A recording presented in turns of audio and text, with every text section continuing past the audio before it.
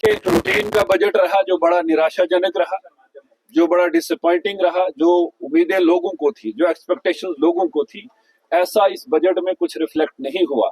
और उमर अब्दुल्ला साहब ने जब बजट स्पीच पढ़ी, उससे पहले खुद ही ये कहा कि सफर तवील है, बोझ बहुत भारी है।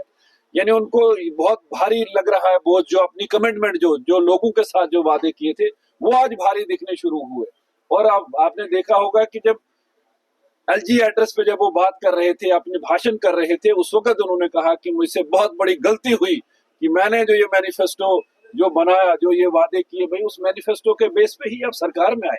जब आपने कहा कि डेली वेजेस को हम रेगुलाइज करेंगे, जब कहा कि बिजली हम 200 यूनिट गरीबों को फ्री देंगे, जब उन्होंने कहा 12 सिलेंडर्स देंगे हम ईडब्ल्यूएस फैमिलीज को देंगे, 5000 जो महिलाओं को जो देंगे, ईडब्ल्यूएस महिलाओं को देंगे, जो इस तरीके की जो कमिटमेंट इनकी थी, तो लोग या 1 लाख नौकरियां देंगे, तो उस बेस पे ही तो सरकार में आए। और आज इनको वो बोझ लग रहा है। और देखें, पिछले बजट में तो इन्होंने कहा कि अभी अभी सरकार बनी है, जुमा 8 दिन हुए हैं।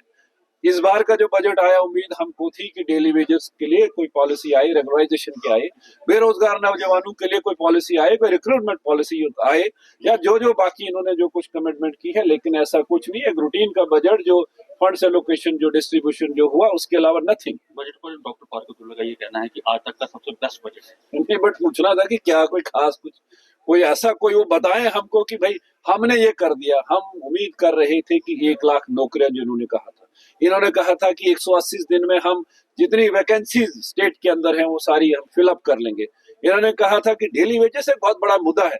और मेरा मानना है कि आज भी जो भी डिपार्टमेंट्स, वो पीएचई हो, वो इरिगेशन हो, वो पावर का हो, वो आज अगर फंक्शनल है तो बिकॉज ऑफ डेली वेजेस वो लोग काम कर रहे हैं।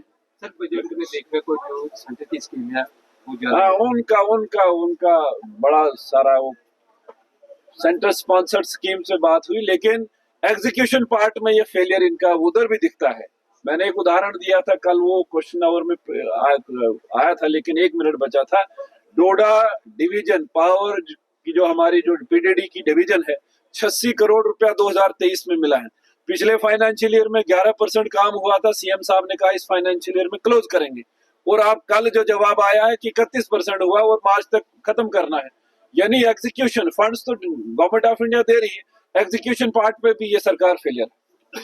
बच्चों का भविष्य सिर्फ किताबों से नहीं बल्कि सही माहौल, सही मार्गदर्शन और सही शिक्षा से बनता है। MV international school affiliated to CBSE nursery से 12वीं तक, जहां पढ़ाई सिर्फ बोझ नहीं बल्कि एक आनंद है।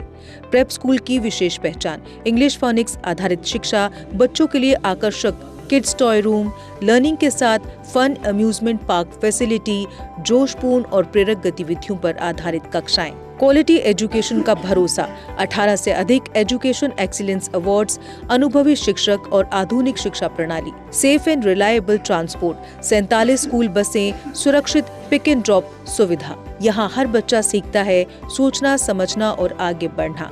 Admission open nursery to class 12। आज ही अपने बच्चे का सुनहरी भविष्य सुरक्षित करें एमवी इंटरनेशनल स्कूल के साथ। एमवी इंटरनेशनल स्कूल, जहाँ शिक्षा बनाती है कल के लीडर्स। जम्मू कश्मीर की खबरों के लिए जुड़े रहिए जीके अपडेट के साथ।